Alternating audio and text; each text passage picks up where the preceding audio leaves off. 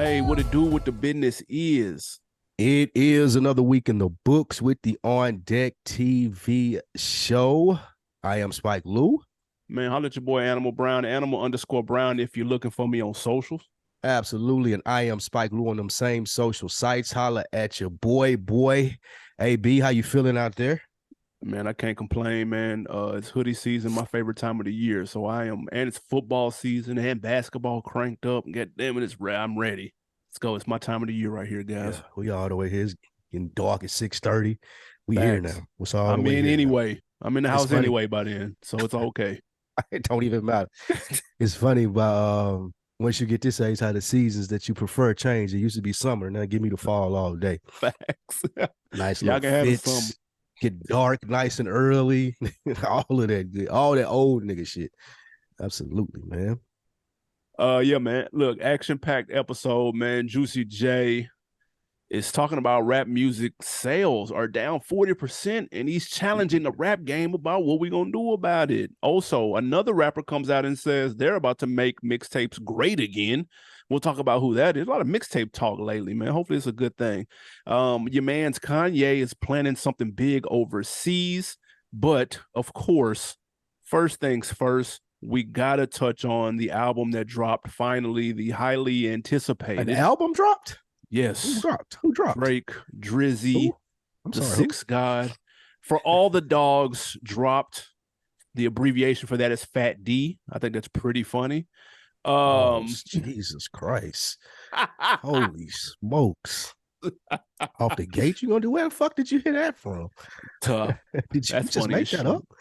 Absolutely not. We'll get to the situation with your man and him in a second. But first, what did you think? Initial thoughts on the album when it dropped 6 a.m. Friday. 6 a.m. Friday. I put it on at not at 6 a.m. Listened to it about noonish. And it was the same thing as Scorpion and Certified Lover Boy. It was the exact same thing, man. I'm not a Drake stan. I appreciate how good of an artist that Drake is, man. So the whole spat that he's been having with people about growing up and these expectations that they have for him, I don't. I realized about 3 or 4 albums ago that he's not making music for Spike Lee. He's not making music for niggas that's going in before 6:30. That's happy about fall being here and it getting dark early. That's not the type of music that he make, and that's fine. So I listened to the album.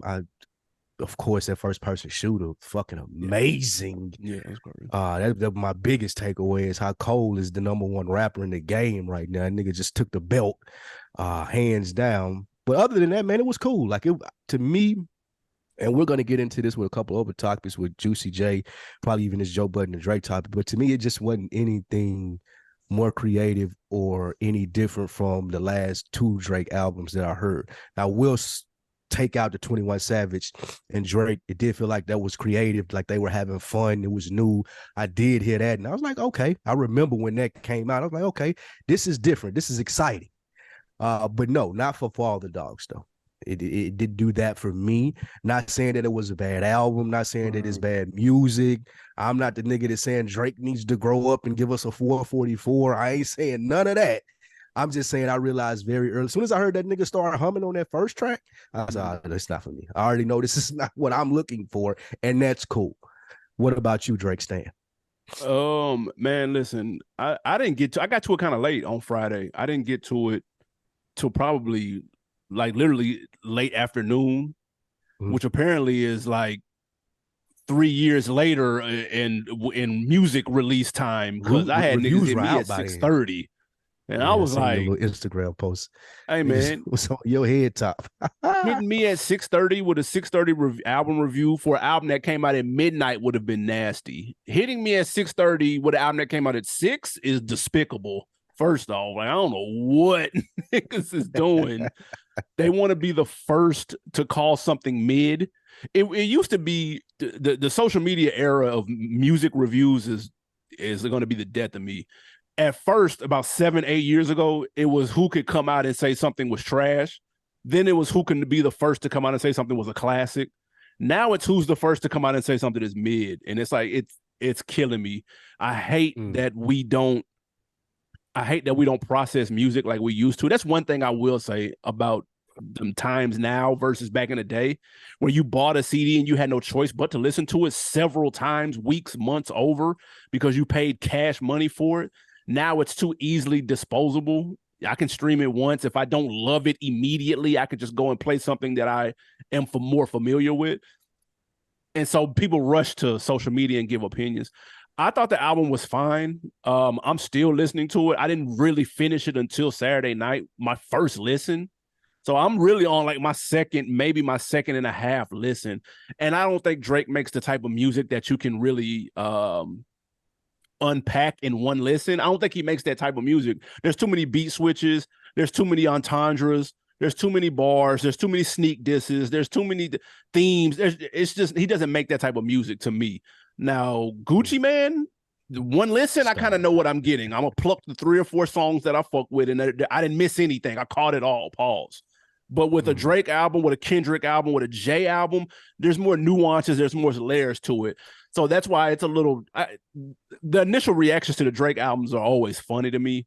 I don't understand why people react the same way that they do. It's kind of weird. I really wish that cycle would stop and people would just take a deep breath and give it a moment. I had people hit me at 8 a.m., bro. 8 a.m. You ain't even ate breakfast. You his mans, though. You got to do, if I'm trying to think of who I fuck with. I don't need a review on an empty stomach. Do not give me a review if you haven't ate. But that's your man's, though. You got to understand, like, people are going to be looking to you to be like, well, you cape for this nigga all the time. Let me let AB know immediately that this is me. That's how that goes. Like, if Kendrick last album had been that, even though I ain't been championing the nigga as much lately, like, I would have got the same thing. So you just have to expect that as a fan, though. That's insane. We got to relax. As a fan, I expect better of other fans. People who are not fans of them, they looking for. They don't need to listen through the 6 with my. They don't need to listen. They don't need to listen. If you're not a fan, don't listen. I mean, but it's Drake. You got to. No, you don't. Like, you gotta listen. No, you don't. Though. I think you do. If you call yourself a music now, the niggas that's listening with the intention to hate, I get what you're saying. That's all I'm saying. The nigga that's just listening to be like, man, it's some slaw. I don't want to hear. Man, he singing again. Yes, bro, he's singing. He been singing for 20 years, bro. Like, get over it, my nigga. Like, that's what we're doing. But the nigga that's listening, and again, we're gonna get into this throughout the episode. A lot of stuff hit on this theme. I think the biggest takeaways for people who ain't really listening to it like what you said. You listening for the double entendres, the sneak dissing, the 2-3 layer songs. A lot of niggas in this microwave society is just listening. Okay, where are the heaters at?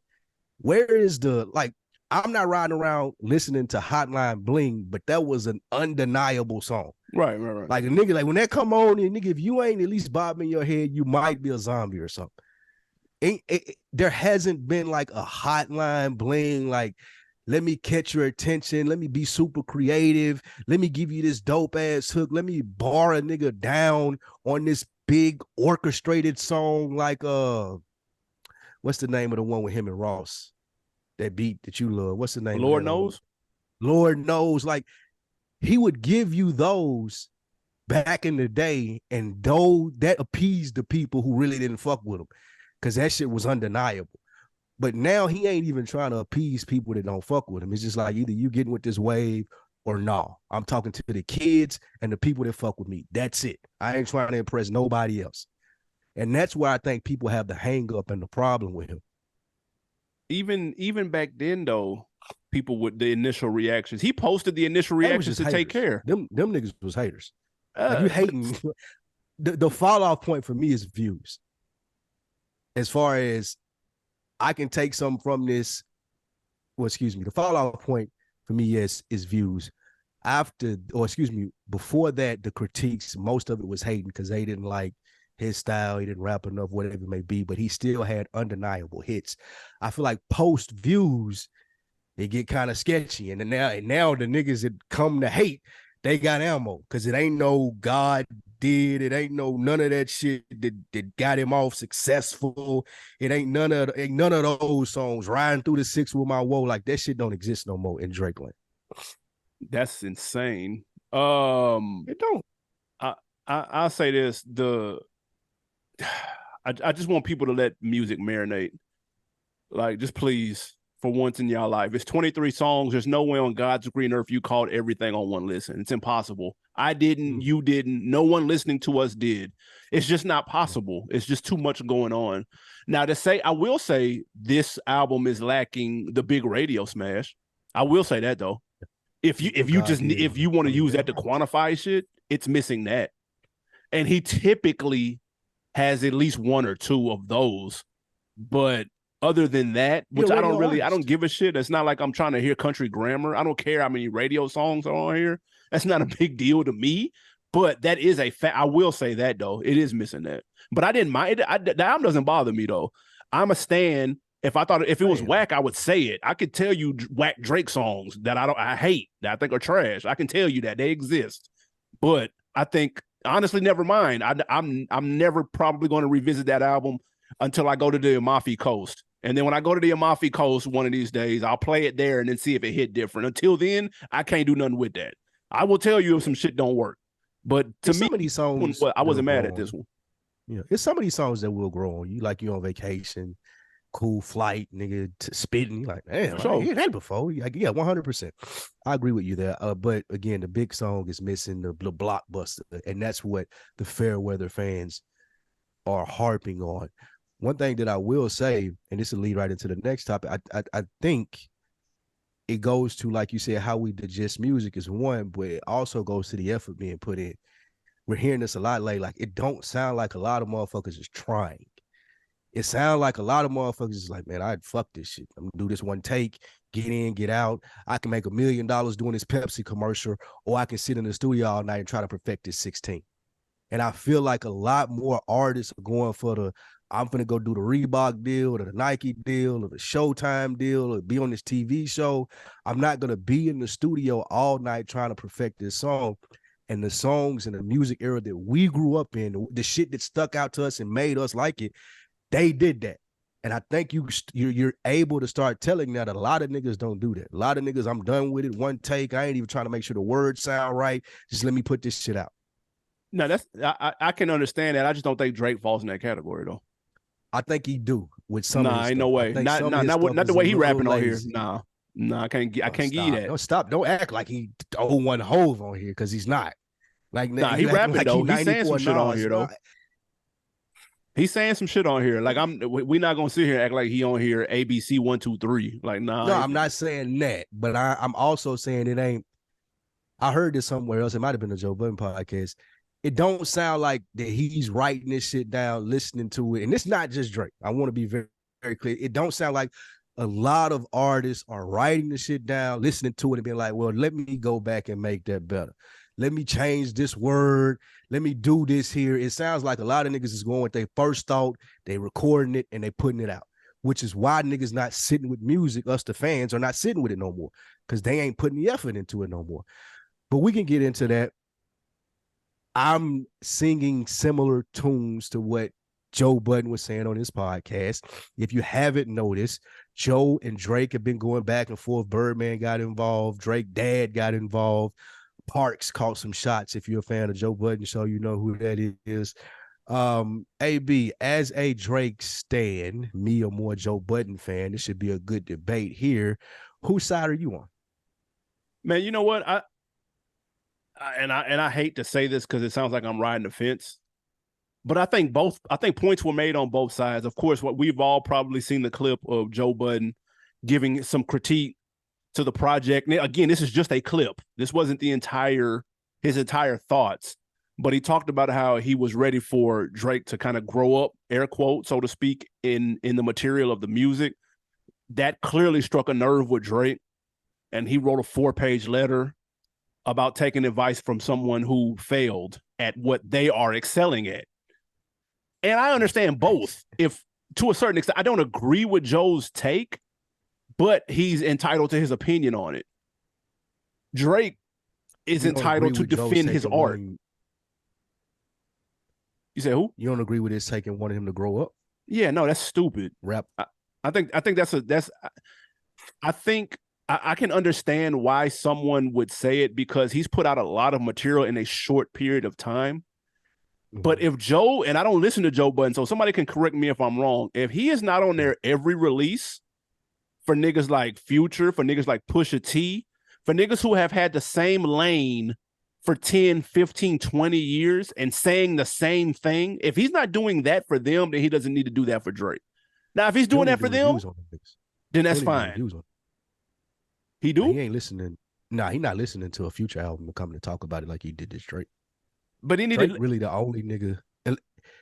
I listen to it every week. Drake the only nigga that he's taking that time out that they dedicated the first maybe hour and 30 minutes. That's a long time. They not doing that. Yeah, they not doing that for Killer Mike, or even though Killer Mike came up and did an interview, like they not doing that for Future or 2 Chainz. Joe will probably tell me I ain't even listen to it. So it is. I don't believe that though. He listened to a lot of shit though. I do know that. He do. Most of it be R&B that he talks about though. He won't really get in the rap bag. If niggas aren't calling them out on that, the Clips came out in 2002, bro. Their first album came out in 2002.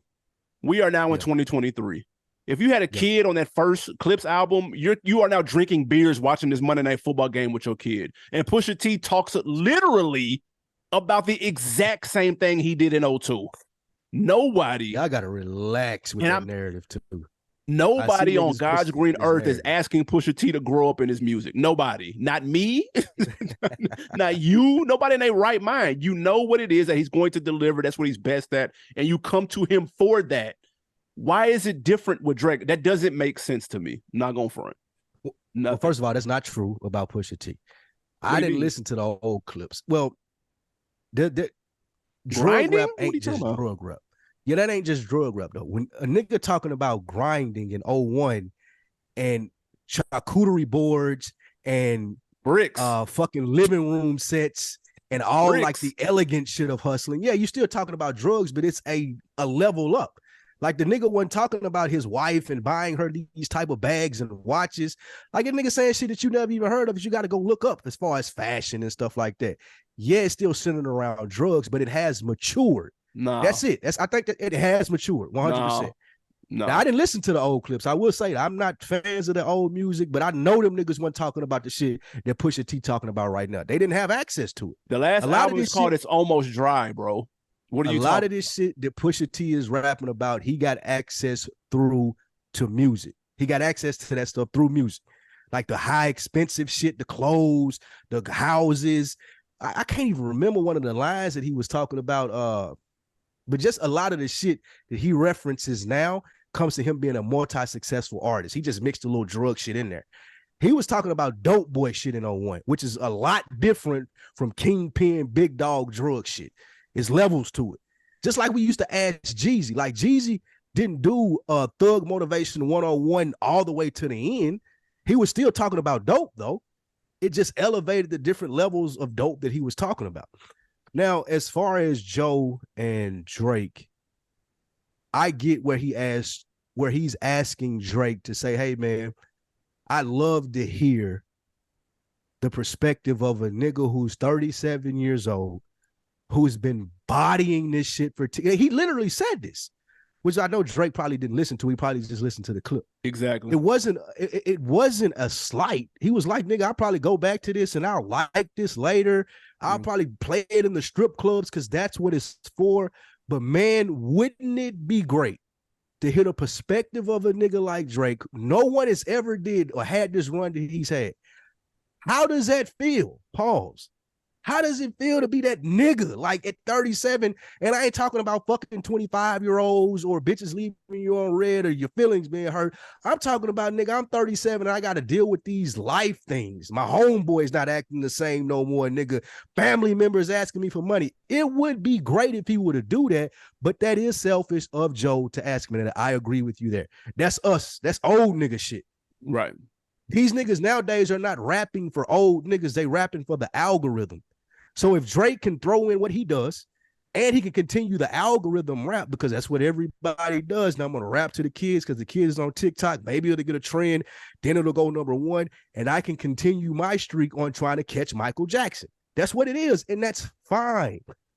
But my biggest issue was him like getting mad at it. I know niggas sensitive about their art or whatnot, but bro, I'm pushing 1 billion. I'm finna take vacation. I just got off tour. There's no way a nigga like Joe Budden, and even though he's successful in this field, the #1 podcast, I want to be very clear with that. Nigga said failure. That's crazy to me.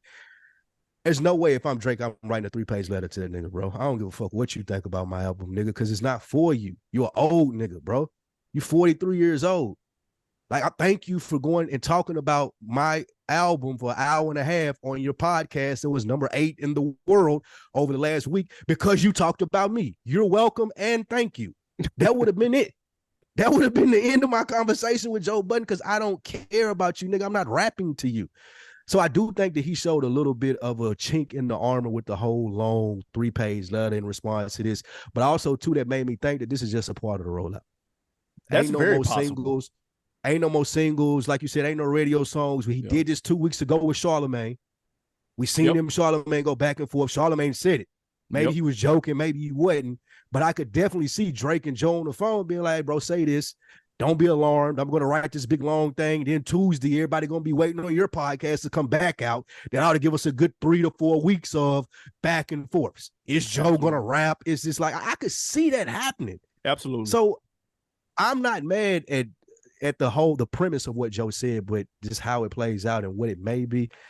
It's kind of like where we are in rap, man. I don't know what Birdman is going on. It's crazy. Yeah, I don't know what he got going on. I like, because I did listen to that, and that was actually funny. It sounded like he was on what's the chat room shit?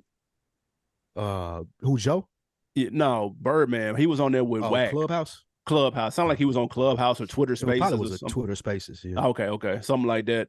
And he said, Wack, he said, you hold down the West Coast, and it's gonna be, if you want trouble, then there's trouble on the West Coast. There's trouble if you want to come down south. And I was like, Birdman, got to relax. You're like 65 years old, bro. Because I will say this. Talking about?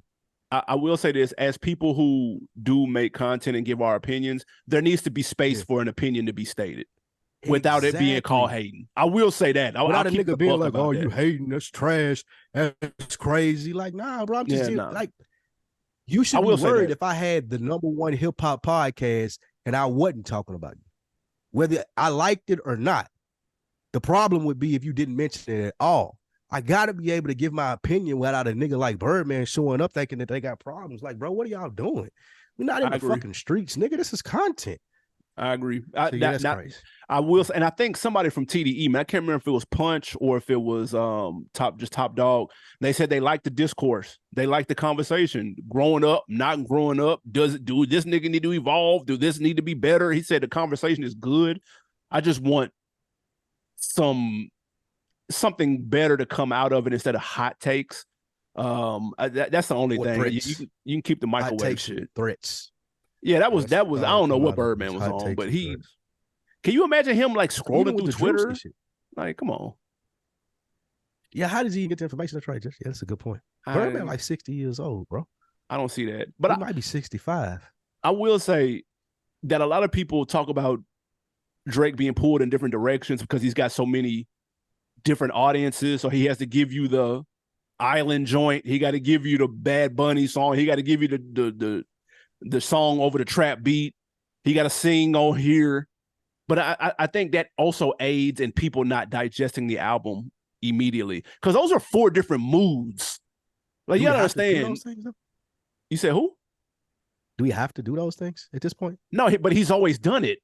It's him. It's like telling Steph not to shoot from 35. Come on, bro, step in closer. The 3-point line is closer, bro. Why don't you step in? No, nigga, I got range. That's why I can do this. So he has range. So is what I'm saying, because he can do them effectively. So because of that, those are 4 different types of music or 4 different audiences. They're also 4 different moods. Like, a lot of times you may not want to hear the slow shit. You just want to get to the song with him and Cole and them niggas bodying and snapping over some 808s. And maybe them the 3 or 4 songs that you feel like hearing right now. And you don't feel like hearing the slow down shit or the passion fruits or the controllers, or you may not be in the mood for that when you listen to that album at first. So it may be a put off for the initial listen. That's why his albums tend to grow. That's what happened with Views. Views was the first intro to be R&B. And niggas was used to him rapping on the intro. Niggas didn't want to hear that right then. They wanted to hear the typical 40 sample with him rapping, barring niggas up for 3.5 minutes straight on the intro. And when that didn't happen, it threw people off. But then you revisit it later. You hear what he's saying is very well written. The beat's still cold. It's just a different vibe, and you have to be in the mood to hear that. So I think that, in my opinion, that's what throws people off in terms of those initial thoughts. But I like the discourse between him and Joe. I thought that shit was actually pretty entertaining. So it probably is part of a role that wouldn't surprise me at all. It's gonna be a good show on Tuesday. One last thing before we get off this topic, and I've been saying this. You took it as a slight at first, as a Drake stan. Shout out to my nigga Sean Wash, who says the same sentiment. Drake is an actor, and that's fine. I'm not saying that as a slight. He's a really good actor, and he knows how to play the role of the number one rapper well.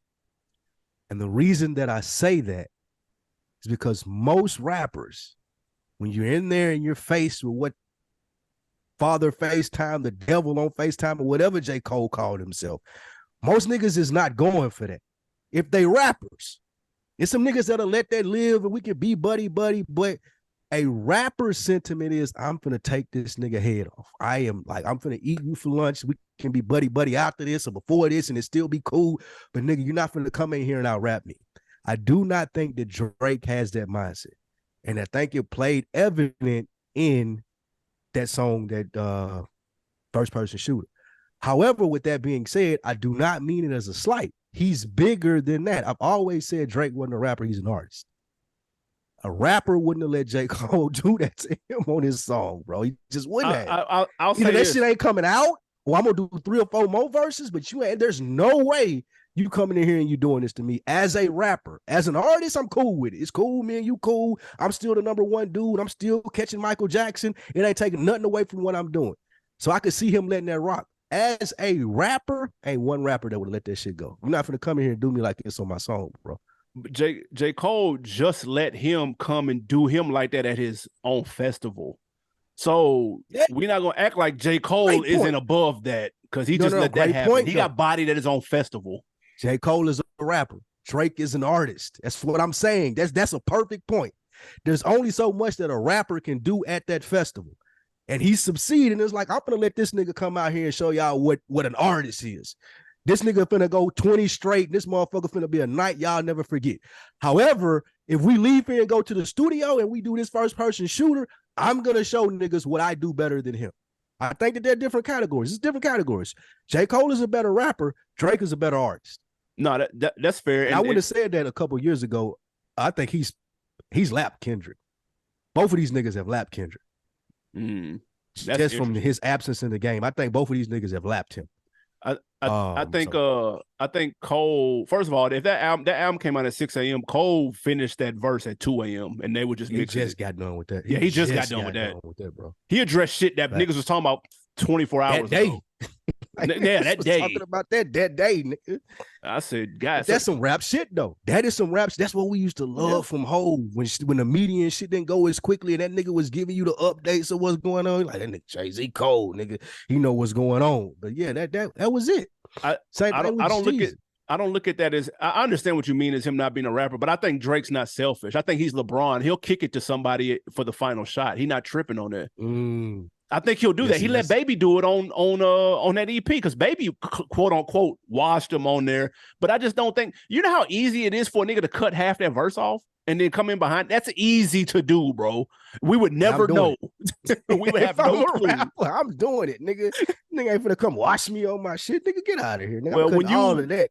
Hey, well, when all of that, bro. When Cannabis comes out, nigga, since you want rappers and shit, nigga, you can listen to him and listen to him. I ain't saying I prefer one or the other. I'm just making the difference. I'm just saying the difference in the two, man. I'm just saying the difference. Shit. Black Drake fans. All right, man. Let's move on to another GOAT, Kanye. He's back outside in these streets, but these overseas streets, apparently, allegedly, there's a very strong rumor that he is planning a massive Italian concert with a possible album to follow next week. Has enough time passed for Kanye to pop out and make and drop music? It better be good.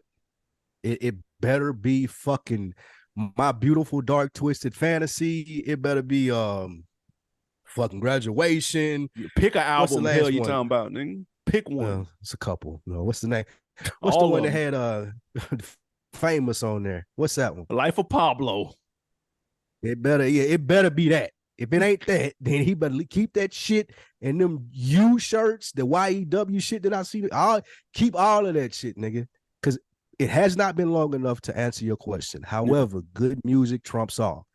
If this nigga at his age and what he's been through and done, if he come and hit us with a fucking Through the Wire again, if he come and hit us with a monster, if one of those come out and that's the leak and we listening to that motherfucker on IG, niggas is going to be, yeah, where's that Kanye at? I need to hear that today.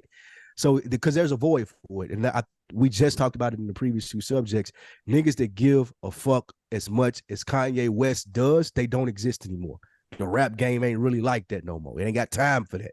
So if he come and he give you one of those, I've been sitting on this, I've been cooking while niggas was plotting on my downfall, and we hit some shit to resonate, the doors are gonna open wide open for him again.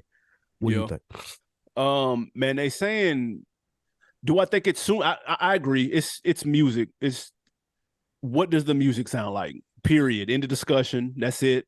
Question mark. Whatever the fuck. That will trump all of the above. Enough time has passed. His shoes then came back out, sold out, and all of that shit done happened. That was kind of like, it reminded me when Travis Scott kind of tested the waters after the Astro World shit. They dropped a couple of shoes. Let me see what them sold out in 2 minutes. Okay, cool. Okay, cool. We can throw a little Lucy song out here and see what happens. But Ye, it was rumored he was going to try to drop at the same time as Drake, which was funny. That'd have been the second release in a row because he did that with CLB as well. I'm looking forward to when CLB came out. Donda, same day. That's crazy. But it didn't drop on streaming sites though, right? Yeah, it went on there to a couple. Really? Mm-hmm. Damn, I missed that. Tough. Wow. I'm interested to see what he's doing, what he sounded like. We've been seeing clips of like the documentary, and he was snapping on this person and that person, and the clip of him getting his toes done is the funniest shit. I missed that one. I ain't see that one. The little lady was doing his toes in the crib, and she was kind of a little too rough. He was like, "Yeah, nah, that's okay. You can stop." And she's like, "No, I can finish." He said, "They're my toes. They're my toes." She was like, "No, I can keep going." No, thank you. That shit was funny.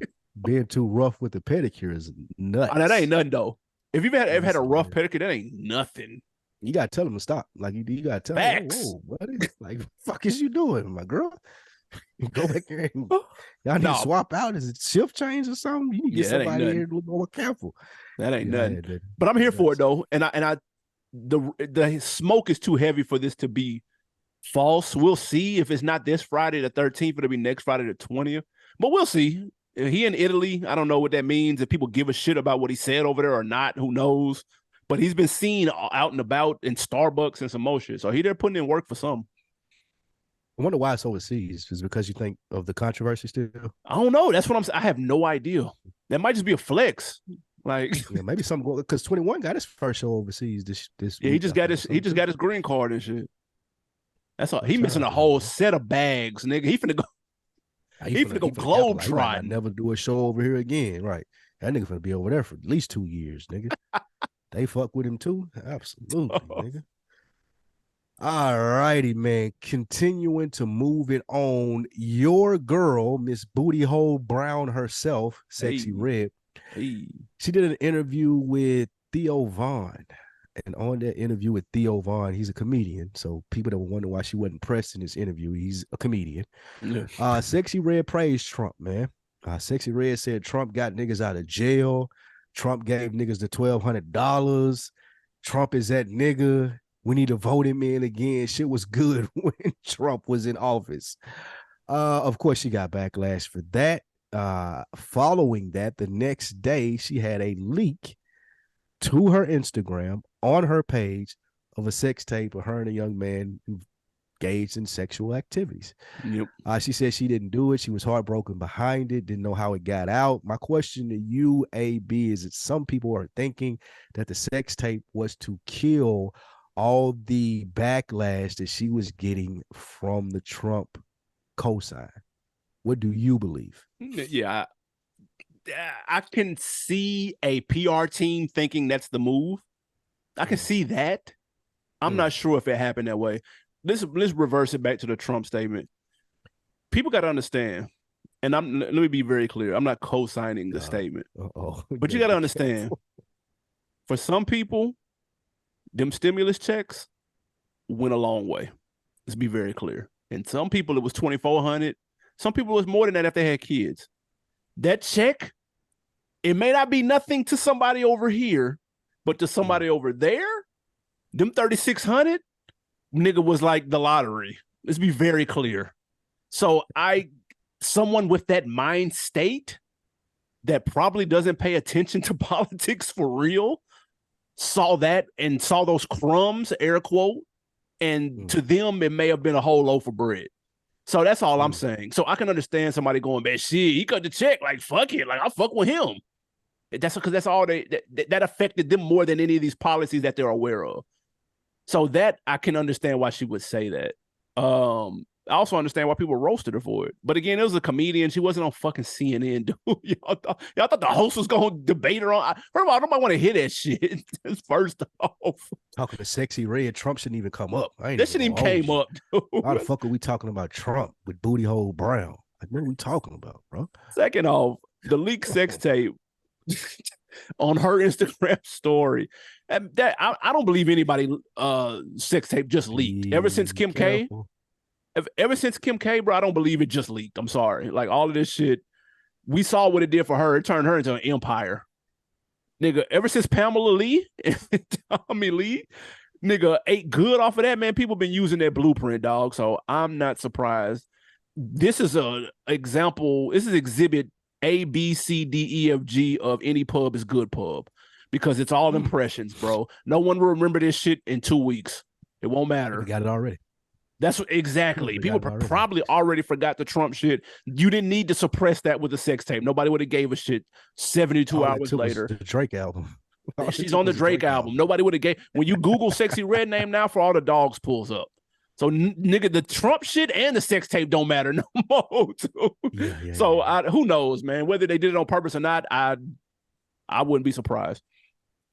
I'm gonna still, well, before I get there, I really wish that she was open enough to stand on this with somebody who could school her. And not just for the benefit of her learning, but for all the people who follow her being able to pick up on what's going down. Like, you got to teach the people some way. And you're right, it ain't on the Theo Von podcast. Maybe she could have got up with Van Lathan or any one of these other niggas after that, and they kind of schooled her and been like, well, you know that Trump ain't even responsible for the checks. His name just on them. Congress did that. Like, you understand how that works, right? I would love to see her having an enlightening conversation and being schooled on the politics, because it really sounds like the scariest thing there is that it sounds like that she knows what she's talking about. It sounds like she's been convinced, whether she made the decision herself or somebody told her or wherever she got it from, she's been convinced that these things are good things.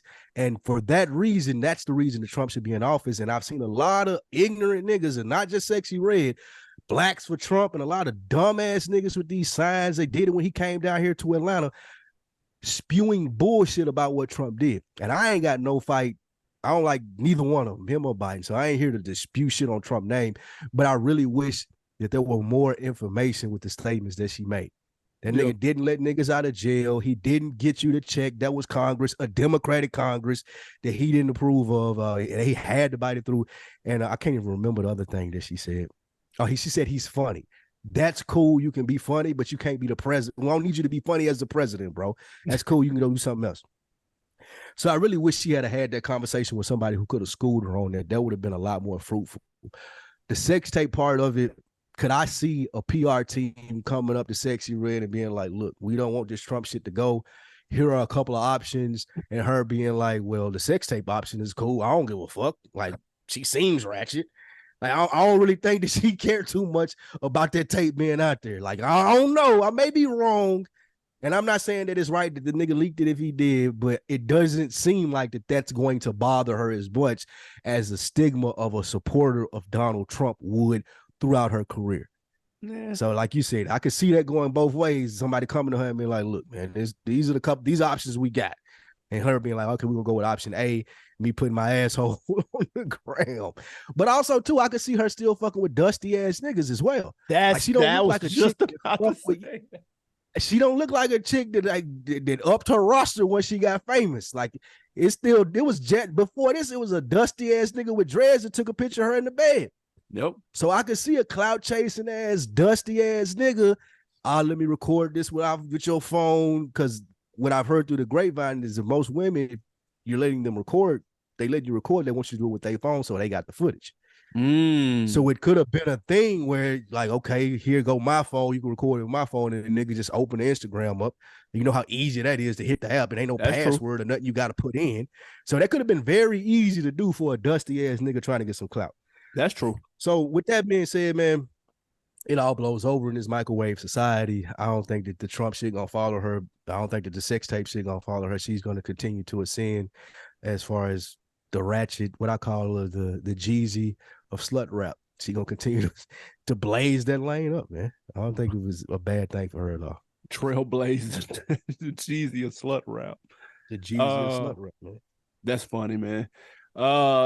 Keeping it moving, man. Wiz Khalifa is the latest artist to say, hey, man, we got to bring mixtapes back. And guess who is going to be responsible for making them cool again? It'll be me. That's what Wiz said. Wiz, of course, does have a classic mixtape, arguably two, Cushion Orange Juice and Cabin Fever. Both went crazy back in the day. So at least he knows a thing or two about mixtapes. My question, do you see Wiz Khalifa as being the face of making mixtapes cool again? You know what? He may not be able to do alone, but since there seems to be a collaborative effort in this, we heard Wayne talk about it.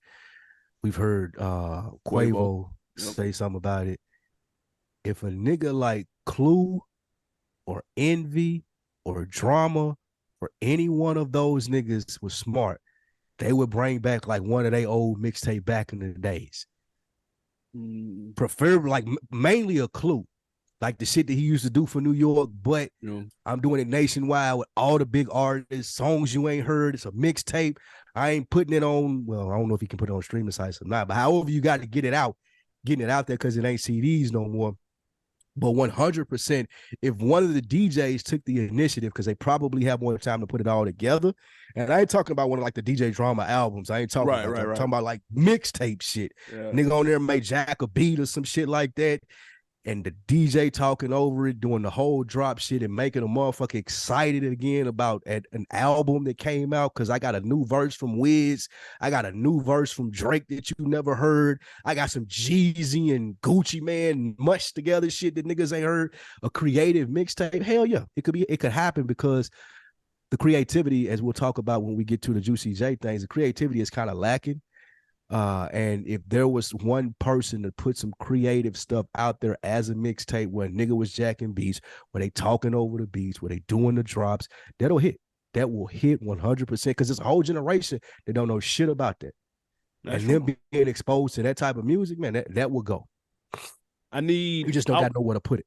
I would love the 2024 version of a DJ Clue to come out and do something. I don't know if it has to literally be him. I would like somebody to remix that. What does that look like in this new day and age? Adding some sauce to it. I don't know what it looks like. I don't know what it sounds like. I don't know how it's packaged. I don't know how it's marketed. But somebody young who grew up on that sees that there's a lane that needs to be filled and is putting a new nigga spin on it. I would definitely be here for that. Thanks. Now, Wiz, I don't think is the person that needs to be leading the charge. If we're keeping it a band, Wiz is probably one of the most mid. We have let him get away with putting out some of the most middest music, bro, of all time, of any popular rapper, bro. Like, I'm talking about his albums be trash. He eating off Black and Yellow still, and I don't understand. And Cushion Orange Juice still, because people have fond memories. They were in college when that Cushion OJ play. My generation knows exactly where they were when that came out, and it was the soundtrack to their year, to their semester. Thanks. I understand completely, but man, he ain't done nothing outside of those that small flash in the pan, and again, Cabin Fever one as well. That's it. That's all. He just dropped a project, a mixtape called Cali Sober. No one listened to it. No one will listen to it, unfortunately. He's just not the person to do this. Was it a mixtape? He put out a mixtape, bro. It's going to be no jack beats on here. It's going to be all original bullshit. No one wants to hear it. Wiz seems like a really cool dude. I am glad he is successful. He carved a nice lane for himself, and he's getting money over it with the marijuana shit, which I respect. But bro, the music it's a wrap. I do like the album cover though. The album cover is fire. But I can almost guarantee you this album is some slaw. This mixtape is some slaw. If this was decent, I'd be shocked. Calling it marijuana was maybe the oldest shit you ever done on this podcast. Shout out to marijuana. Shout out to marijuana. Question to you before we move. If you were the person A&R in this mixtape, if you went to Clue with the idea, or whoever you go to with the idea, what's the first call that you make? He went the smoker route on here, and I think his best music is not smoker route music related. Cabin Fever is not smoker route. It's like mixtape, like hard beats, getting features on there, and it's like 808 Southside and shit like that. That shit works. That shit is smoker shit though. Cushion OJ is all smoker shit. Cushion OJ is a different vibe for sure. Okay, but niggas have taken that. Larry June has took that and nigga Heisman trophied him with them Cardo beats and shit. So rap, niggas make better music to that sound right now. Payroll and no, we don't need you on them no more. So like he can't. I don't see him trying to recreate that. If you were A&R in a mixtape, who the first person you would call? I'd call someplace else to get another job, bro. I don't want to listen. I don't want to, If you could go to Clue with the idea and you were like, bro, we need this verse over this track and this heat, like you don't got nobody in mind, would it be Drake? Oh, okay. I thought you were talking about Wiz, like a Wiz project. No, fuck no. Oh, okay. I see why you were answering like that now. Okay, yeah. Okay. No. I'm saying I got you. I'm saying, yeah, if you were the guy that was with the guy that's like, okay, I want you to help me put the mixtape, bring the mixtape back. What's the first call that you make? I would call a producer, and I would say I'd call 3 producers, the hottest niggas out. Give me 3 beats a piece, and then I would handpick 5 of the hardest jack beats that came out this year. And then I would model that around. I would put that around some artist. I don't know which rapper yet, but I'd put that around a rapper. And I'd have them, and I'd make it, it'd have to have a moment. So let's say it was Wayne. I'd have to make a moment. Like I'd have to have Push on a song with him. Or it'd have to be some type of moment. And a squashed beef moment is the biggest type of moment in hip hop. So I don't know. I just use that as an example because that's the first one off the top of my head. But if it's somebody else, then that's fine. I would do something of that nature. Maybe get a Dre beat. You know what I'm saying? Something like that. Like I like the producer and the jack beats. I 100% would have the Beyonce that I need a prescription. I want to go miss. If you could get a nigga like Wayne to go crazy on that, I know it's far fetched. But if you could get him to get on there and do his own thing on a Beyonce track. Yeah, that's what you need. That's what niggas will leak. That'll leak out, and niggas be like, man, what in the fuck is that on? Is that AI? Yeah. Like, that's what you want niggas asking. Like, I don't even believe that's real.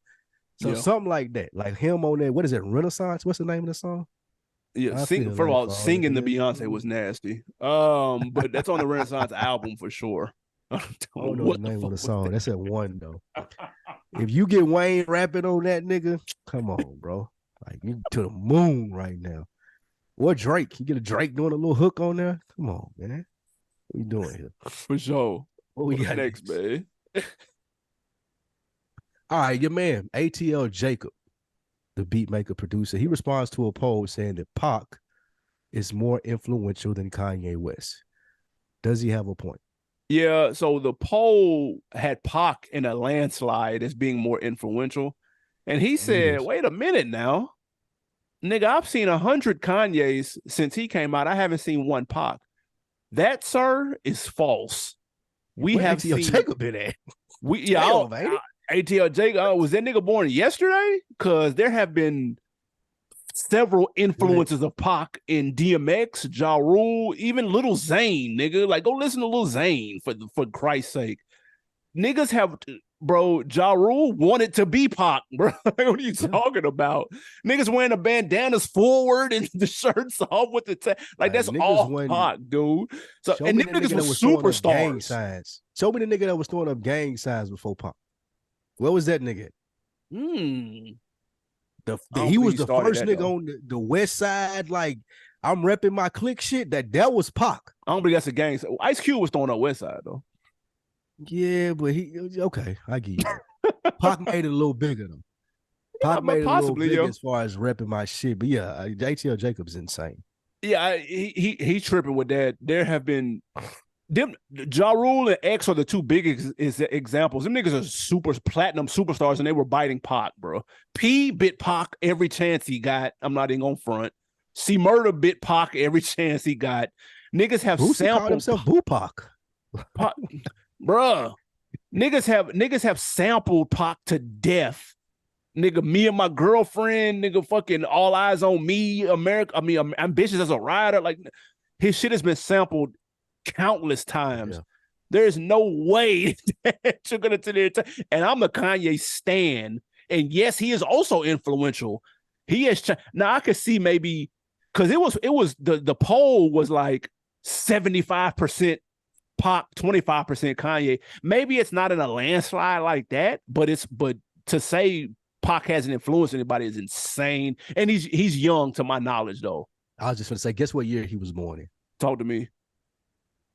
1998. Well, yeah, he was born after Pac died. Yeah, I shoot him some. That's exactly why he says that. Yeah. So to him and his generation, maybe so. He may be right about his generation, but overall, he's wrong. Oh, to his generation for sure. Yeah, Pac is the most generation. I would step out on a limb and say Pac may be the most influential rapper ever. Like even niggas who like, yeah, because I feel like that Jay got a little bit of Pac influence, and you mentioned it with the Me and My Girlfriend shit. How many times did Jay-Z even mention Pac? Like it's still on his mind. Like it comes out every now and then. Yeah. And I don't think that Me and My Girlfriend was the only thing. I just can't think of what else it is right now. And of course, he was alive during that time, so he's going to reference it more than newer guys would. Yeah. But I would say like Pac, Jay, Wayne, and Gucci. Drake. For the new generation. Yeah, Drake. Yeah, but Pac is definitely, any list that you probably talking about influential, Pac is top 5. Easily. Maybe number 1 on all. No, that's I wouldn't argue that. He just can't say I've seen 100 Kanye's. I ain't seen no Pac. Just because nobody could do it to the level of Pac, it does not mean niggas didn't try. Let's be very clear. That's insane, right? This niggas. You remember Crazy from No Limit? Oh my. Niggas thought man, the nigga sounded exactly like him, bro. Exactly. And that was his selling point, though. It wasn't, like I'm crazy, whoop de woo, and niggas so happy. Like, nigga, this nigga sound like Pac, man. You want to hear this nigga? That was the reason that nigga ever got popular. Crazy with a K, kids, if y'all looking that up. Niggas used to come out and be like, nigga, I'm the next Pac. I'm Pac. Reincarnated. Ja Rule called himself Pac. Reincarnated, nigga. Like, I'm Pac. The Pac right here. The tattoos on your stomachs, nigga, the no shirts with your drawers showing, all of that, even Wayne, like all of that shit came from Pac, nigga. Yeah. Nah, that's a fact. If you wasn't outside or wasn't born, you may not know, and I understand that. But nigga, me being my age and being able to see it, I can see little traces of Pac in all these niggas. And that's a learning moment. This is a learning moment. And I don't mean that in no like condescending, disrespectful way. Not like this is where somebody could learn something from these comments and get past the jokes and all that shit and the memes. If he cares. If he cared, which I think I wouldn't, if he cared enough to be like, yo, I've seen 100 Kanye's, he's paying attention. So to present day. Kanye spinoff. What? Kanye spinoff. I'm just asking. I ain't knocking. Kanye. It's a learning moment for me, nigga. Kid Cudi, IDK. Any nigga that came after him that was okay with like being themselves, because Kanye came out when street niggas was running Rockefeller. Like street shit was, he came out the complete opposite of that. So Lupe, nigga, all them niggas like that, Kid Cudi, Lupe, IDK, all them niggas come from him. That's fair. That whole lane. But yeah, moving on, man. Before we get to this, these wins and losses. Juicy J, speaking of influential, shout out to 3-6 Mafia. Juicy J speaks on rap sales being down 40%. He said, yo, we need to call a meeting immediately for rap sales being down 40%. Rappers need to come together and have a meeting to address these issues. 40% is a lot year over year. That's huge. 40% in either direction, up or down, is huge. So I would love some receipts to see exactly where in the sales is down? Is it streams? Is it physical sales? Nigga, is it radio spins? What is it? He didn't really specify, but he said we as rappers, producers, composers, we got to do something about this shit. So my question to you, hey, Juicy J, do you think he'll get a response out of this? What will come of Juicy J's proclamation? I hope so. I hope that people will hear this and start to worry about the longevity of this genre that we love so much. Even though we say we watched and all of this stuff, we still love contemporary rap. There's a new person like that comes across my screen that I can relate to. I want to hear them too. I ain't gonna just dismiss like all new shit because it's new shit. Like recently I came across a Big X the Plug. I put you on Big X the Plug. Don't do that. I don't remember that. And there's another Mexican dude, man, like the little Mexican OG nigga, OT, whatever that nigga name is, like stuff like that. Like that stuff's creative. It just doesn't get enough attention. Punch had a further dialogue about this, and it was just talking about, and it said this on that podcast I sent you. I know you didn't listen to it. You said it was some slaw, but the lack of creativity and originality and just trying new shit, like what you saying, like what Kanye did when he came out, shit like Drake did when he came out saying it. Like you just don't see it anymore, and I think that's why we see this 40% decline if the numbers are true. Everybody does the same thing, looks the same way. They're more interested in other things outside of the music because those other things make them more money, and you don't blame them for that. Like, how could you? Like, I ain't gonna go in here and be in the studio all night if I could go do a commercial and make the same amount of money that my album's gonna make. Why would I do that? Other than I love this shit. You don't come across a lot of niggas or enough niggas that love this shit. Juicy J is speaking from a point of, man, I've been doing this since 1998, nigga. No, way before that. Yeah. Before. Okay, you're right. Even before then, with When the Smoke Clears and all that shit, nigga, his daddy, if I'm not mistaken, was in the music business. Somebody that was kin to them. What I would say is he's speaking from a place of love, so a place that doesn't want to see the genre die. He has to get that point across over to the newer generation who are bag chasers. There's nothing wrong with being a bag chaser, but at some point in time, it starts to affect the quality of the music. And as we spoke about it earlier, AB, that starts to affect us as fans. Y'all niggas don't sound like y'all took forever doing it. I'm not going to take forever sitting here analyzing it, breaking it down, and continue to listen to it. It sounded like some shit you mumbled out. The beat was cool. There was a couple of all right lines in there. I might add it to a playlist. I might listen to again, but otherwise get that shit out of here. What Juicy J would have to do is find people who are as passionate about this shit as he is. And I'm not sure who those people are, but I'm sure they exist. Those people need bigger platforms. Like, those people need him for beats. They need his platform to rap on. Like, you got to find the people who aren't making money outside of music and who are depending on music to sell, depending on it to be good. Not commercials, not Instagram, not TikTok, not the people that want to do that stuff. Ain't nothing wrong with those people that want to do that because that's a part of growing the brand. But there still needs to be people that fucking love this shit. And I haven't came across enough people, like new people recently, and it may just me being disattached and just listening to older shit, but I don't come across a lot of new niggas that you can look at and be like, nah, that nigga love this shit. Yo boy, I would say that about Simba. I would say he loves this shit. He's a student. Reason. I would say that about Reason. It sounds like he loves this shit. But those are niggas who me and you are mentioning right here. And people be like, who the fuck is that, bro? Like, I don't come across similar song. Okay, the nigga had a cool freestyle, so what? So how do you get those niggas that make music that can stick? How do you get those people in front of more people? That's the question Juicy J need to be asking. I agree. Because, I mean, there's good music that's come out. Like, Nick Grant put out a real nice project that actually surprised me. Sure did. I knew he could rap, but I'm saying in terms of making music, creativity, albums, he got some nice shit. Don Tripp doing some shit over in Memphis. We talked about that the other week. Like, there's stuff that's coming out, right? But there's so many people that are out. There's so many options that shit is gonna fall through the cracks, dog. Like, I hate to break it to you. This is a new day. This is not the day when we went to Media Play, bought a CD, took out the one we had been listening to for 6 months and put this in and listened to it for 6 months in a row. It's not that anymore. In the palm of my hand, I have access to damn near every song that's ever been recorded. In the palm of my hand, I have access to damn near every movie that's ever been shot, every TV show that's ever been filmed, every book that's ever been printed, every podcast that's ever been recorded, every YouTube show that's ever. I have access to all of this literally in the palm of my hand. So my attention is getting pulled in 7 different directions. So is it that the music is missing something, or is it that my attention is being diverted in so many different ways? Like, let's be real. Like, we've never had this many options for entertainment before. This accessible. So when I look at some of these comments under his post, like somebody said, y'all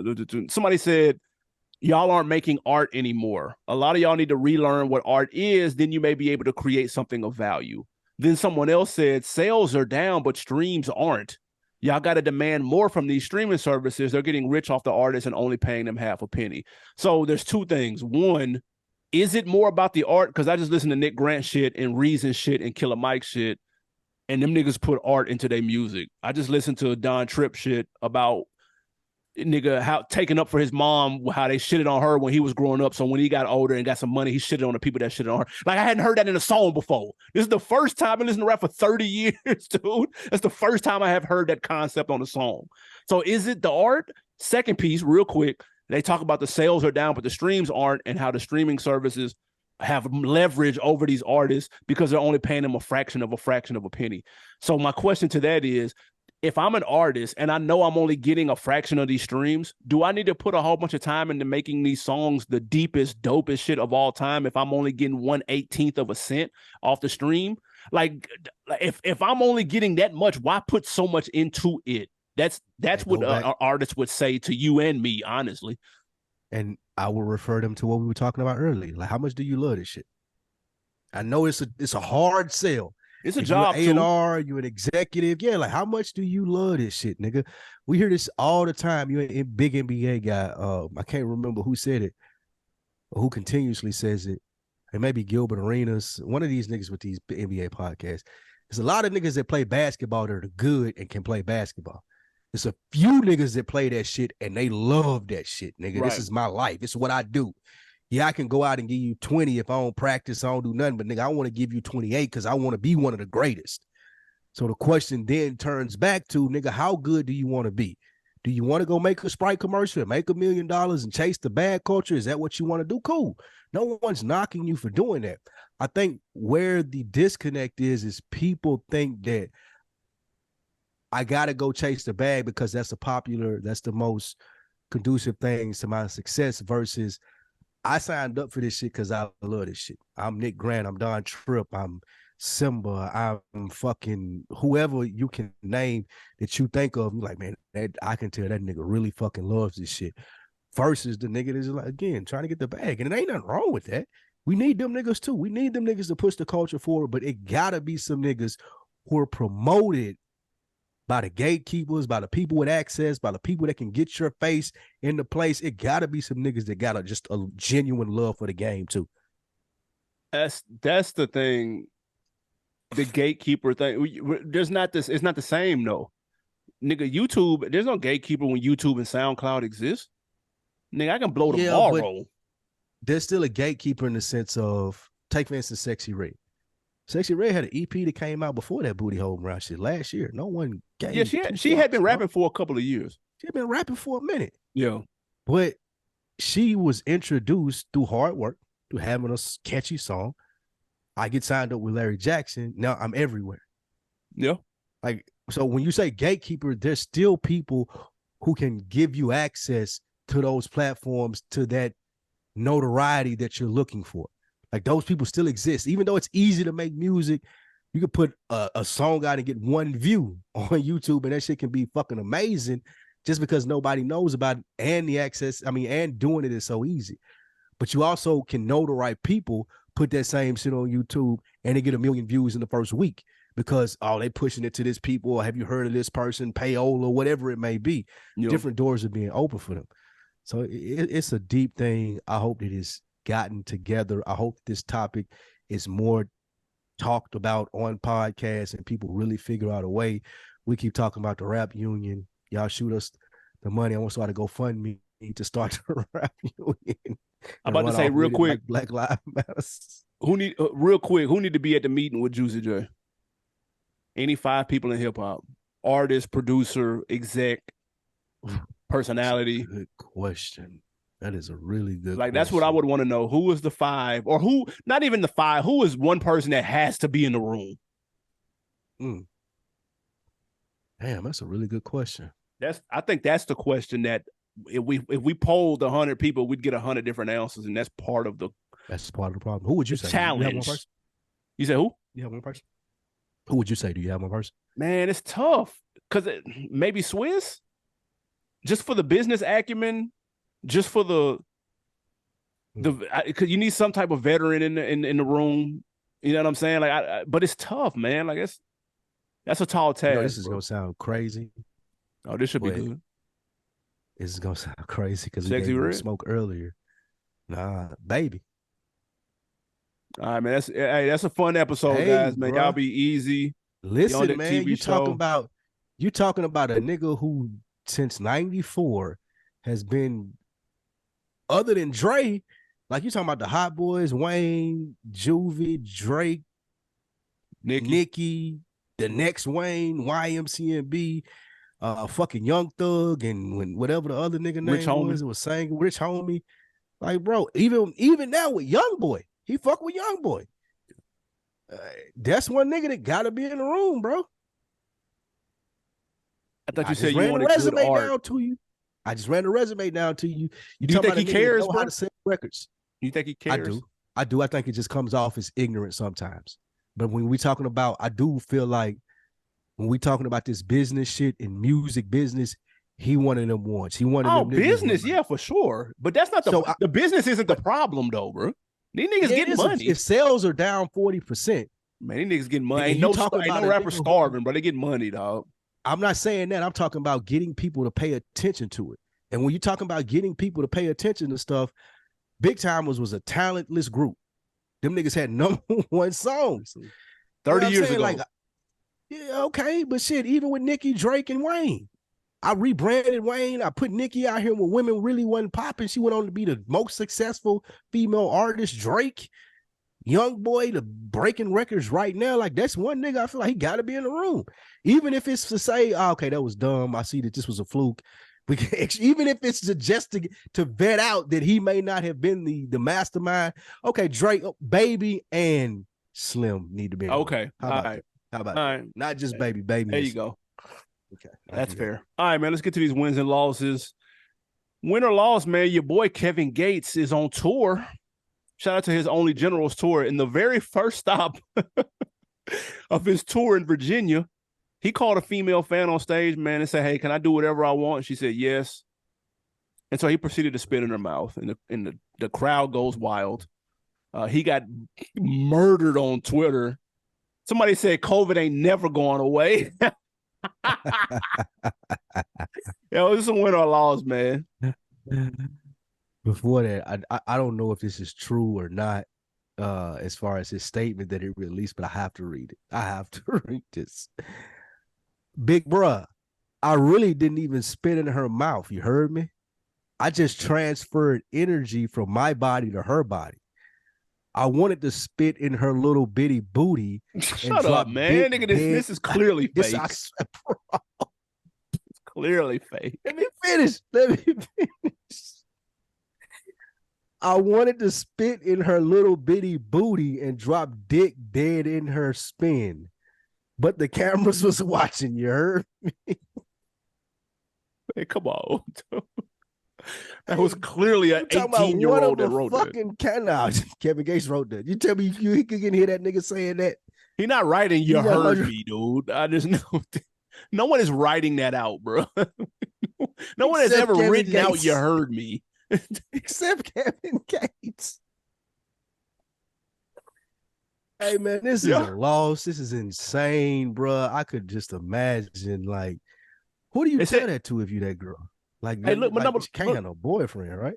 They said that they speculated that she looked like she was pregnant. So imagine, stop.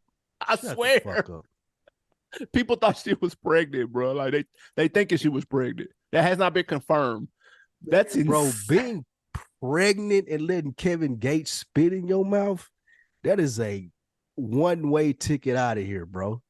You going like that? That's a one-way ticket, bro. Like, don't even come back. God, could you imagine her baby dad?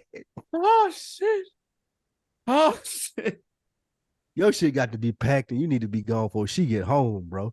If that's your baby mama. She like letting a rapper spit in your mouth at a concert, bro. Like that's some of the craziest shit I've ever fucking seen in my life. Oh shit. Hey man, next up. Big L, man. Oh my God. WL Puff son, who got his first #1 song with Kodak Black last year or year before last, said he wants to sample more Bad Boy classics, man. This is a win or a loss for Puff son to sample, bring back that old Bad Boy sound. This is a loss. I thought we implemented a suspension to the samples. I don't want to hear Justin come back and doing Biggie, give me one more chance. Like no, bro. Like, go be a manager, A&R a nigga, bro. Like, just do that, man. Like, if you got to just keep remaking May songs and Craig Mack shit, bro, go get a good artist that can rap, bro. Make your money on, like, I don't need, no. Loss. L. Hey, man, I'll say this. This would be cool if he did it subtly. Like the same way, remember when Ross sampled You're Nobody Until Somebody Killed? Like that shit was hard. And he had like the Biggie flow and shit. It fit. The Puff sample in the beginning. That was with the Puff sample, that was hard. Bro, don't sample One More Chance, bro. Like that's not, no, don't do that. Nigga don't hypnotize. Like, yeah, don't sample Hypnotize. If you sample like a B-side and like it was your hard B-side, that shit would be tough. Don't try to recreate the wheel. Recreate the magic that happened. But that's going to sound corny, lazy, and that you have no talent, and that the only reason you're doing it is because you have access. That's an L, man. Please don't do that shit. There's a way you can spin it and it be hard, though. But stop. The first way to do that, though, is not coming out and say, I'm going to do more. I agree samples. 1,000%. Be organic. Because no one's asking for that. One more before we get out of here. WL, your man Roddy Ricch, who has been low lately, said he was in a zone in the studio, recorded 10 songs in one night. I'm sure he got killed for this. The last couple of times that we talked about Roddy Ricch, the nigga's been getting clowned online for playing music online, and then to come online after being gone for a long time and say, hey, I just did 10 records in a night. That goes to what I was talking about earlier. I know Roddy Ricch may be a talented dude, but he ain't Tupac. Right. So you ain't doing the Machiavelli theory. I'm not believing that you putting an album together in 7 days. If you got 10 songs ready for public consumption in one night, something wrong, bro. Yep. Like there needs to be an OG around him to tell him that, like, bro, that you might think they cool, but just listen to them again, bro. Please. Just let them marinate, for the sake of the marinate. Yeah. For the sake of what Juicy J is asking us, for the sake of knowing that sales are down 40%, bro, just run them 10 back. Probably gonna have to delete at least 5 of them, and that's okay. That's fine, bro. Nobody's expecting you to do an album in 10 days or 7 days. Like, bro, just relax and make the good music. Give us another The Box, bro. Stop doing too much. That's what, like, he doing too much right now, right? It's better that he delete them before we hear them and delete them out of our shit. Better you than me. Crying again. Exactly. Before we get out of here, man, let's get to this On Decker of the week. Shout out to YouTube. Icewater Willie said, I will not stand for any Northside slander. I see you, boy. We holding it down. And shout out to Carrot said, best podcast I've ever heard. Salute to them as well. Shout out to them, man. Appreciate that support, man. Give me something to put on, man. What you got? First of all, I don't believe Icewater Willie came in here to represent. I know you ain't just coming here just throwing the North up on us like Let's that. go. Bro. Relax. Let's go. South Nashville, the pillar of Nashville science, South Nashville. My put on for the week, man, fucking Killer Mike, bro. We talk like all of this stuff that we've talked about today. I want y'all to go check out Killer Mike on Jimmy Fallon, Motherless. Grab you some tissue and take, excuse me, grab you some tissue, take a look, man, at him performing that Motherless on the Night Show, man. It was powerful. Had Robert Glasper sang in the background, man. That's what I signed up for when I fell in love with hip hop, man. Thank you, Killer Mike, for that. That shit was fire. Absolutely. Shout out to Killer Mike. The album is fire. Bought my first vinyl. It was a Killer Mike Michael, man. Shit crazy. Nice. You got a record player? Not yet. I'm looking into it. Gotcha. He's got a signing down here, not too far from me, so I'm gonna go pull up and get the shit signed. Really? When is that? The 20th. Let me remind me of that. I'm definitely gonna go to that. Yeah, man, super dope. Couple put ons real quick. I went to go see that movie with Denzel's son, The Creator. Oh, the one I asked you about, The Creator. Yeah, it was cool. You hating? You hating? It was cool. You hating? Cool. I'm not big on science fiction, and this just reminded me why. So it's cool. You're the second person that told me it was just a little cool though. Nigga told me to wait to the stream. Yeah. It wasn't trash, but it was just it was just cool. Secondly, NBA season kicking off. Shout out to my Pistons, 72-10. Shout out to the Rookie of the Year, Wembanyama, my boy. He on TV right now too. Got 20 and 10 already in the first half. Cold. And snack put on. Haven't done this in a while. New popcorn, nigga. I'm blurred out. Craters, nigga. Pop this shit immediately. There we go. Butter and cheddar mix. They also have the Garrett's mix too, but it's minus the bullshit ingredients and shit. So it's in Kroger. It shit slaps. I ran through the Garrett's mix. Dog walked that. It's called Craters, Cretors for those listening. Fuck with that popcorn. I do not have a sponsorship. That shit just hidden. Salute to everybody checking in as always, man. youtube.com/OnDeckTV show. Anything else before we get ghosts? Hey man, that's it, man. We appreciate you guys rocking with the best podcast to talk about hip hop. Yes, sir, man. We out.